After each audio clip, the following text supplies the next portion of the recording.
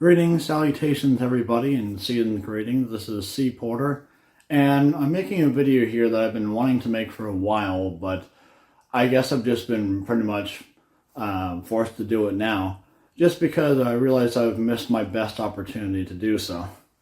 And basically what this video will be about is kind of like a sort of soft response to something that's been going on for a while now. But essentially it's revolving around the music that we all love and the music that I've featured around my channel, mainly being the stuff that I've put out by Will Osborne over like the last 4 years. But it also includes a lot of other stuff as well I've been seeing. Mainly what it is for the last ever, as long as I've been putting up stuff by Will Osborne, and his stuff has been becoming increasingly popular over the years, I've found out why that is. And mainly the reason that is because some of his stuff, especially like the 1934 transcription stuff, as well as some Decca stuff of his from 1937, and otherwise in 1936 transcription stuff, has been put into these playlists that you can see online on YouTube by people just claiming out of nowhere that this music is public domain or it's free of copyright or otherwise.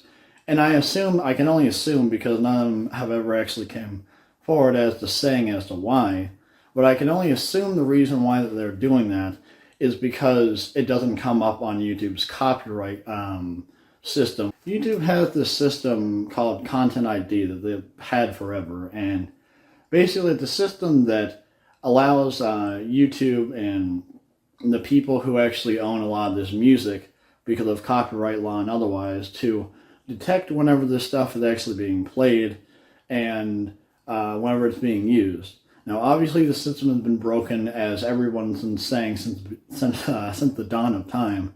But this is actually a time in which this music is just so obscure as a whole that it's never really been added anywhere. And Will Osborne's music is one of the primary examples of that, and the one that I've been the most tuned into, obviously.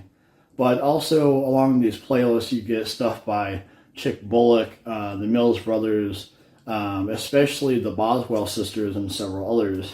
But the thing is, at the end of the day, this stuff really still is copyrighted, and it's fair use. We can use it as long as it's transformative and otherwise. But it's not. Don't expect that you can actually make money off of this stuff legally. I mean, eventually, you can get away with it, probably, sure, but it's likely that eventually someone or another is going to be like, hey, at Columbia or UMG, which was formerly Decca, or HMV or RCA or whoever else, the modern companies who own all this stuff from the old record labels, they're likely going to come to you and be like, hey, you gotta stop this, maybe give me an injunction or otherwise if you're not careful and you're actively monetizing off of this stuff. And, ever since his music started, Will's music started getting popular, of course, I've been getting tons upon tons upon tons of comments asking me if this music is completely free or if I even own this. No, I don't own any of the stuff. This is just the same stuff that everybody's been doing since the early 2010s and late 2000s of just uploading this music online just for everybody to hear. Now, obviously, since this stuff is so old, for better and for worse, the companies just really don't care about us having it for the most part, unless it's, say, every now and then it's something by Fletcher Henderson or by Louis Armstrong or Bix, or even I've seen Gene Goldkit or a couple others, or even Cab Calloway is another, just like very select few songs they'll just decide to try and blacklist from YouTube.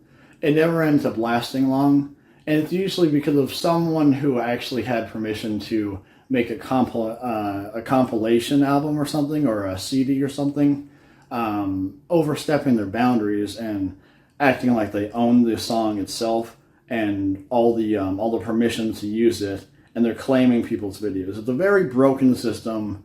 It's been around forever. There's many videos on just how broken this stuff is. It's been going on forever. Oh, by the way, just for an aside, there's still people out there who still don't understand how this copyright stuff works on YouTube, and actually think that their videos will be removed if they just, God forbid, that they actually post some 78s and whatnot. Well, I've been doing it for 6 years now. Yeah, 6 years now, and still my channel is just fine. Don't have a single copyright strike, and for things, just everything is fine. All the videos and all, you got a little thing of copyright right there, but that's just a claim.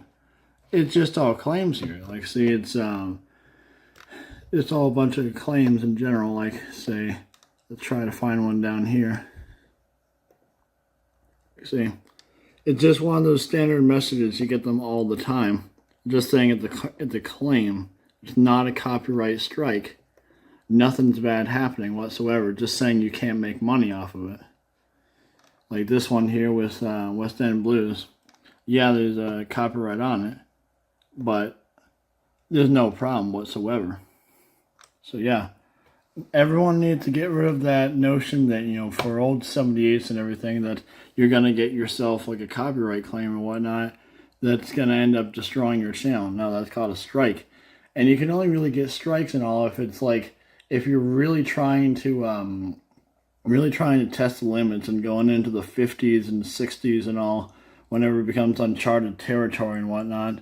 But yeah, so that's actually how it is. Just wanted to clear that up for y'all.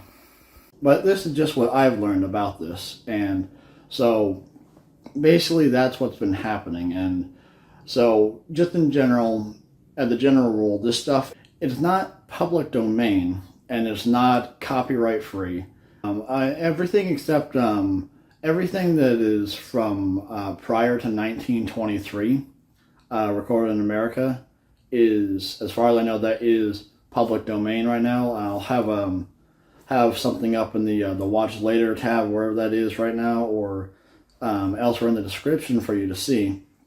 But DAHR, the Discography of American Historical Recordings, they have their own section just talking about that stuff, as well as I'm sure you can find more about that on the Library of Congress or otherwise. But simply put, pretty much everything since the beginning of recorded sound itself back in the 1870s is public domain. Anybody can use that, and no matter what they want. From like the 1860s, 1870s, all the way up through like the early 1920s, anybody can use that. That is 100% public domain. You can make money off of it. You can put it into something. You don't need to actually go through all the channels for getting permission or otherwise. But yeah, you can read more into that in the links down below or otherwise. But as for the music of Will Osborne and the others mentioned, and all those in those playlists, and especially those that you'll see on like the topic channels, like those topic channel playlists, it's like public domain music, and it had that cheesy thumbnail of like an old radio on there or otherwise. If that's even still around, that has like literally it has just like random ARC stuff from the 30s, or just stuff like Artie Shaw's Stardust from 1941, massive hits that they're just like saying public domain 40s song number 15 or whatever else like that.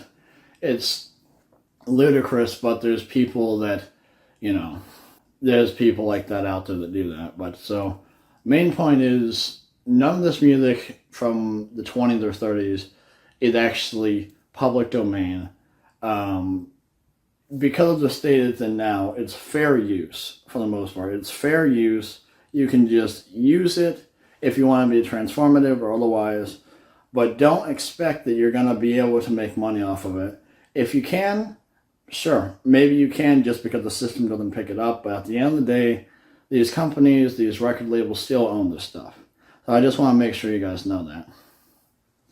And other things of note, I guess now's the time to say, yeah, obviously the Will Osborne book isn't coming out anytime soon, but I don't think anybody really cares about that at this point, enough to warrant me putting up a separate video about that.